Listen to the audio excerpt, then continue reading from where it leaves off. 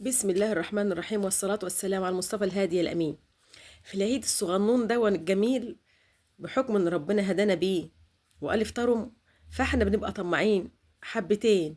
فأغلبية الناس بتجيب الفسيخ، وناس كتير ما بتحبوش، ولا بتحب اسمه، ولا بتحب شكله، ولا بتتكبر ريحته.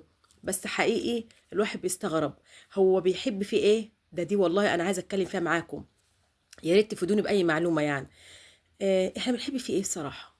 هو بننزل عليه بشغف، كن يعني حد في حياتنا ما حبناهوش الحب ده.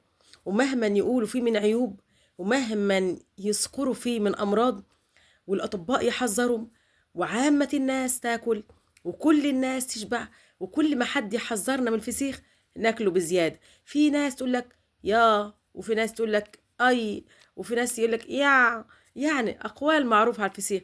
بالرغم من ذلك محدش بيمتنع عن أكله. فقولوا لي إيه السر ورا ذلك؟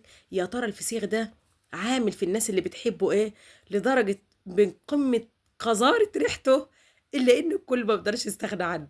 فحقيقي التعلق وحش. فده يا ترى حب وشغف، ولا تعلق مرضي بالفسيخ؟ يا ريت اللي يعرف يقول لي.